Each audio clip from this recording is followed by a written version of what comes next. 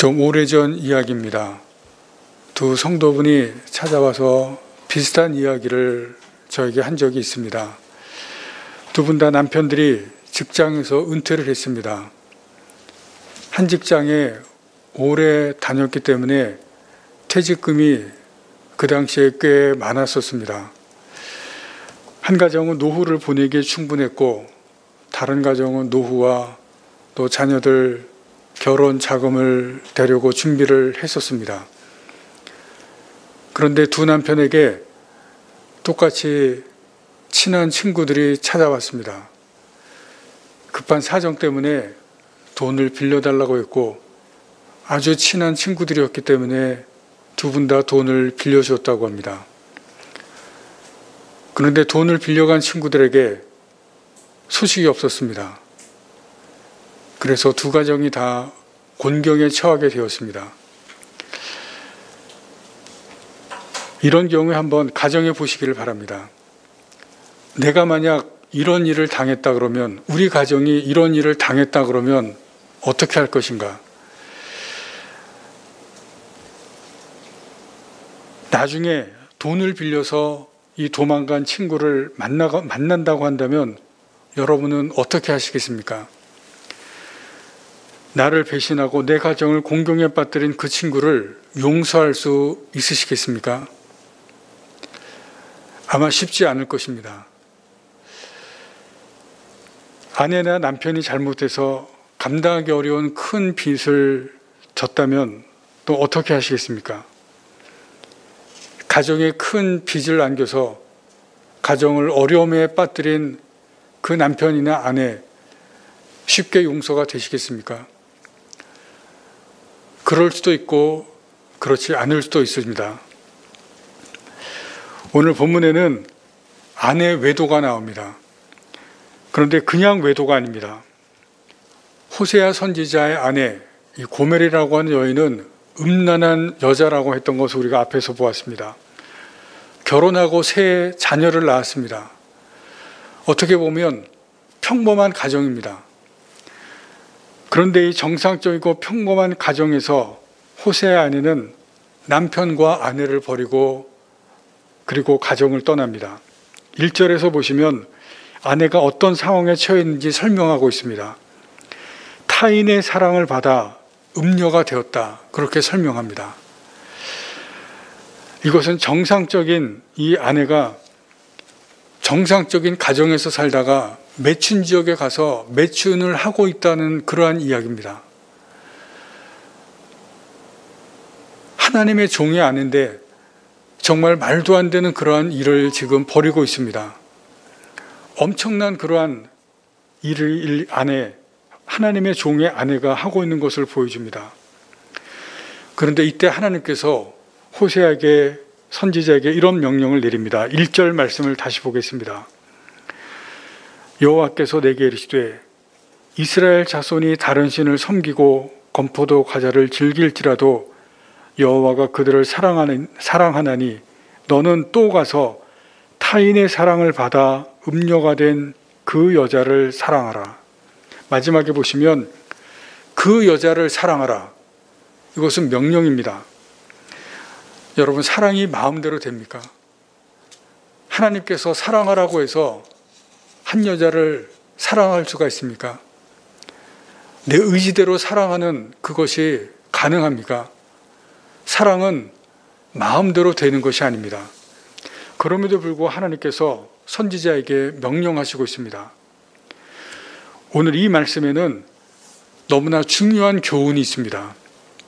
이것은 하나님의 사랑을 무엇인지를 우리에게 보여주시고 또 가르쳐 주시고 있는 말씀입니다. 하나님은 음란한 호세아 선지자 아내에게 명령하시는 말씀을 통해서 이스라엘이 어떠한 상태에 있는지 아심에도 불구하고 사랑하신다는 것을 보여주시고 있습니다. 더 정확히 말씀드리면 이스라엘을 사랑하시기로 작정하셨다는 것입니다. 하나님의 의지입니다. 하나님께서 의지적으로 사랑하시겠다는 것입니다. 그것을 지금 말씀합니다. 사랑은 마음대로 되지 않는다고 말씀했습니다. 그러나 사랑에는 의지가 있습니다. 사랑이라는 것은 지정의가 다 포함되어 있습니다. 그것이 온전한 사랑입니다. 오늘 이 말씀은 하나님께서 아내된 이스라엘을 의지적으로 사랑하시기로 작정하신 것, 그것을 보여줍니다. 내가 의지적으로 사랑하겠다. 그래서 하나님께서 이스라엘을 향한 하나님의 그 뜨거운 마음, 사랑의 마음, 이것을 보여줍니다. 그 하나님의 마음이 오직 세상에 단 하나밖에 없는 하나님의 사랑이라는 것을 보여줍니다. 이 하나님의 사랑은 뜨거운 사랑이었습니다. 그래서 오래오래 참았지만 죄에서 돌아오지 않았기에 이 하나님의 뜨거운 사랑이 분노로 바뀝니다. 그래서 우리가 앞에서 보았듯이 이스라엘을 향해서 벌하시고 심판을 내리십니다. 그러나 심판이 끝난 후에는 오늘 본문에서 말씀하신 것은 하나님께서 의지적으로 사랑하시겠다는 것입니다. 죄 때문에 하나님의 말씀을 듣지 않았기 때문에 정말 보기도 싫고 사랑하기도 싫지만은 그러나 하나님이 이제는 의지적으로 사랑하겠다, 그것을 말씀합니다. 버리는 것이 아니라 다시 사랑하십니다. 그러면 하나님께서 왜 의지적으로 사랑하시겠다고 말씀하시는가? 그 이유는 한 가지입니다. 아내된 이스라엘 때문입니다. 이스라엘이 하나님의 아내로 삼으셨기 때문에 하나님께서 다시 사랑했다는 것입니다. 오늘 본문에서 이스라엘로 상징된 호세의 아내는 어떤 아내입니까? 1절 마지막을 다시 보시겠습니다. 그 여자를 사랑하라 말씀합니다. 하나님께서 명령하실 때 그 여자라고 정확하게 누군지를 말씀하십니다. 그 여자는 호세아의 아내인데 어떤 상태냐면 보았듯이 남편을 버린 상태입니다. 다른 남자에 가서 매춘하는 음란한 아내입니다. 1절 중간에 보시면 또 가서라는 말씀이 나옵니다. 이것은 이번이 처음이 아니라는 것입니다. 그 전에도 여러 번 남편을 버리고 가정을 버리고 매춘을 했던 그러한 것을 보여줍니다. 또 가서 남편을 버리고 매춘을 한 그러한 것을 보여줍니다. 습관적으로 남편을 버리고 매춘에 빠진 아내입니다. 음란이 몸에 배었고 남편을 버리는 행동을 반복한 아주 죄질이 나쁜 그러한 아내입니다. 그런데 하나님께서 그 여자를 사랑하라 말씀하시고 명령합니다.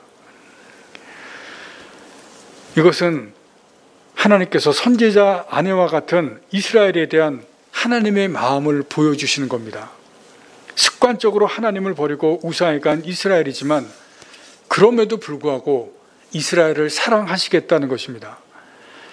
같은 죄를 반복해서 지어서 죄질이 나쁜 이스라엘이지만 버리지 않고 사랑하시겠다. 하나님의 의지입니다. 이 하나님이 우리의 하나님입니다. 우리도 계속해서 죄를 향해서 갑니다. 여러분, 우리가 회개했을 때 하나님께서 용서해 주셨습니다. 그러나 용서받았지만 우리가 또다시 죄를 짓습니다. 습관적으로 짓는 죄도 있습니다. 재판장에서는 이렇게 죄를 지으면 가중처벌을 받습니다.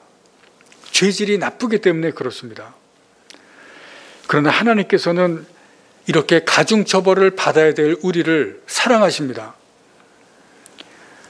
오히려 사랑하시기로 작정하십니다. 이것이 바로 하나님의 사랑입니다. 그 여자를 사랑하라 하시는 말씀은 호세아의 아내 한 사람을 향한 그 여인만을 사랑하시겠다고 하시는 하나님의 말씀입니다. 또 이스라엘을 향하신 하나님의 말씀입니다. 이렇게 우상을 향해서 계속 나아가지만 이스라엘 민족 한 민족만을 하나님께서 사랑하시겠다는 오직 하나님 그 하나뿐인 사랑입니다. 그런데 그 하나님께서 우리를 향해서도 말씀합니다. 우리 한 사람 한 사람을 향한 하나님의 그 하나뿐인 사랑, 그 사랑을 하시겠다는 말씀입니다. 이사야서 43장 1절에서는 이렇게 말씀합니다.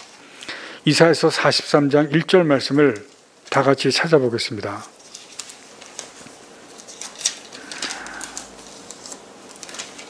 이사야서 43장 1절입니다.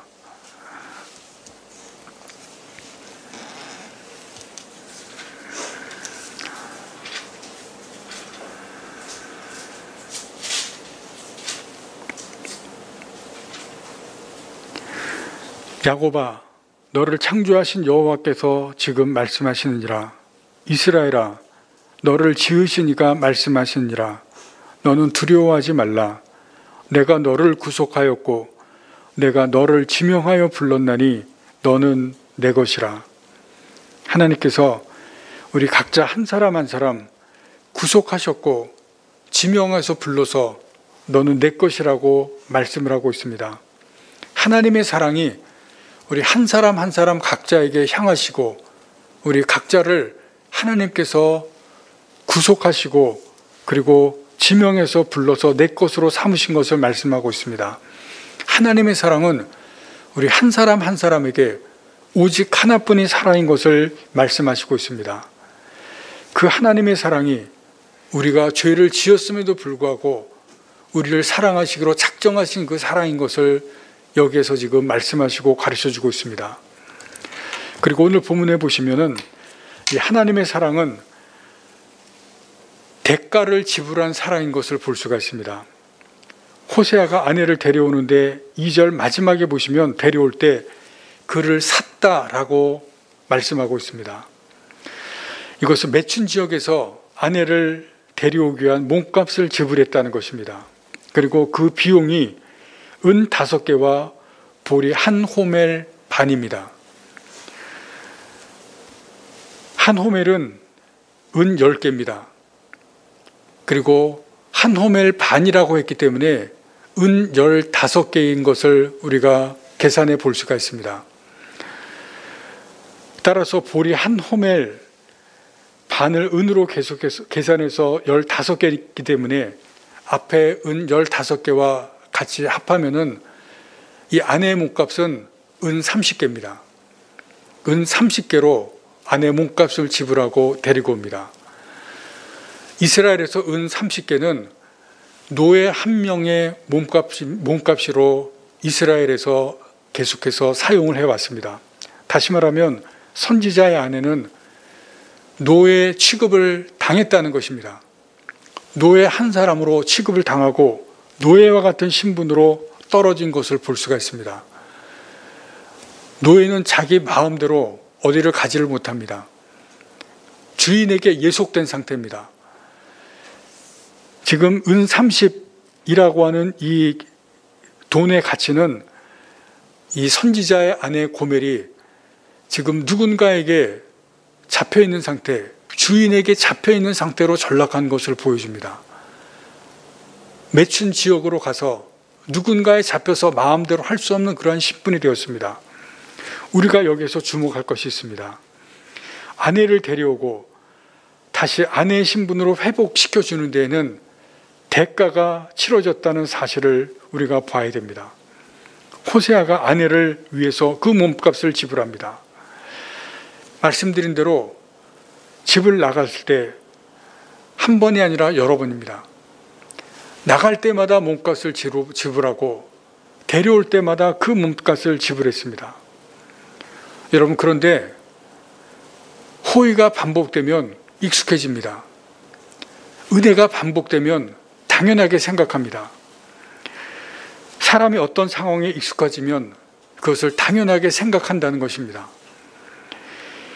그런데 익숙함과 당연하면 은혜와 사랑의 가치를 훼손하고 떨어뜨립니다.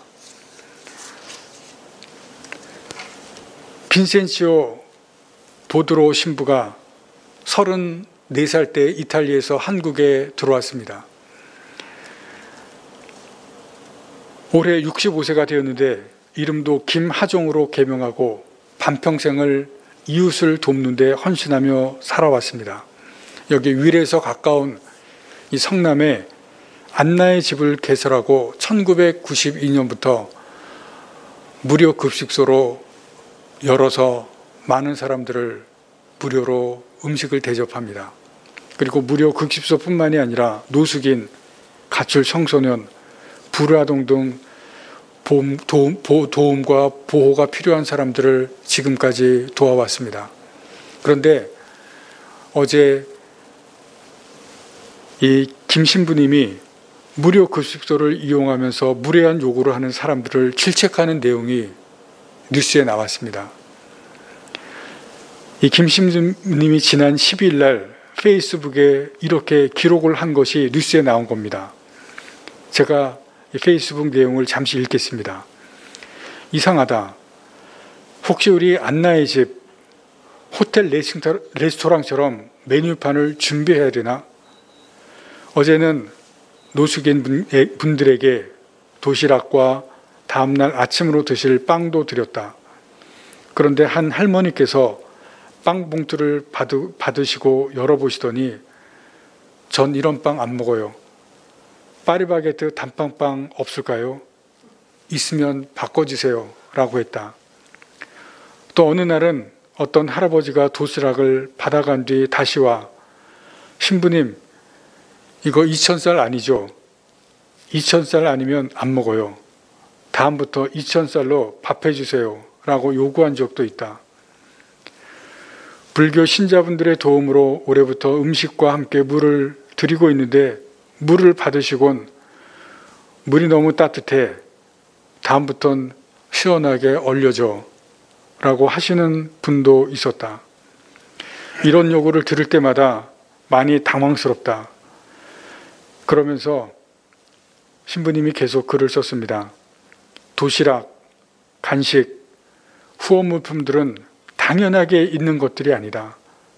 많은 분들의 후원, 그리고 봉사자, 직원분들의 사랑과 노고가 있기에 있을 수 있다. 이 점을 알고 당연한 마음이 아닌 감사하는 마음으로 받아가 주셨으면 좋겠다. 은혜를 계속 받으면 익숙해지고 당연해집니다. 그렇게 생각합니다. 그래서 감사가 없어지고 사라집니다. 여러분, 그래서 주어진 은혜를 값싼 은혜로 생각합니다. 하나님께서 우리에게 은혜를 주시는데 그 은혜가 주어질 때 그것을 값싸게 여기고 맙니다. 우리가 신앙생활하면서 정말 경계해야 될 것이 이런 부분입니다. 우리가 회개와 용서에 대해서 많이 이야기를 듣습니다. 여러분 설교 시간에도 많이 들었을 것입니다. 성경 공부 시간에서도 많이 들으셨을 것입니다. 회개하면 용서해 주신다. 많이 듣는 이야기입니다. 그런데 여러분 이것 때문에 교회 다니지 않는 사람들이 많이 비판을 합니다. 밀양이라는 영화도 나왔습니다. 보신 분들 계실 겁니다. 그것이 이 부분에 대한 비난입니다. 교회에 대한 비판입니다. 왜 교회에 대해서 비판하냐면 죄 짓고 나서 회개하면서 또다시 같은 죄를 짓는데 왜 회개 안 하는 겁니다. 나쁜 짓 하면서 교회 가서 용서 구하면 하나님께서 용서해 주시는데 그러고 나쁜 짓 하면 똑같이 계속 죄 짓고 나쁜 짓 하면 그 죄에 대한 책임을 누가 짓느냐는 겁니다. 교회 다니는 사람들이 왜 죄 짓고 회개하고 용서받고 똑같은 짓 하고 똑같은 잘못 짓느냐는 것입니다. 그것이 교회 안 다니는 사람들의 비난입니다.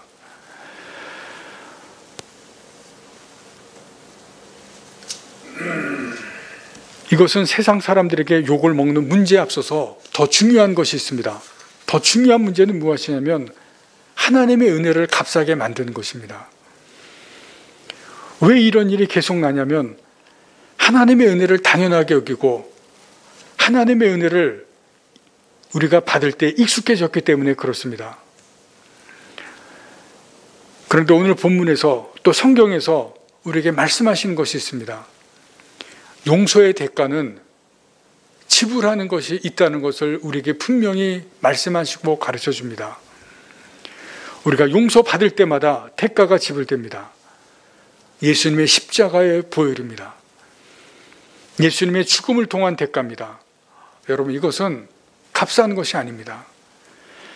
예수님께서 십자가에 지시는 과정에서 고통스럽고 그리고 괴로웠던 것은 우리를 용서하시는 대가가 얼마나 힘든 것인지 우리에게 보여준 것입니다. 그래서 이 대가는 어느 것과 비교할 수 없는 겁니다. 우리를 향한 단 하나뿐인 예수님의 십자가입니다. 독생자 예수를 십자가에서 죽게 하신 것은 세상에 단 하나뿐인 하나님의 사랑입니다. 매번 우리를 용서하실 때마다 이 값진 은혜가 우리에게 주어지는 것입니다.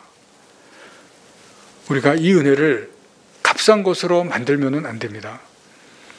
우리는 용서받고 다시 죄 짓는 일을 반복하면서 용서의 은혜에 익숙해지고 당연히 여기는 신앙생활, 여러분 거기에 저항해야 됩니다.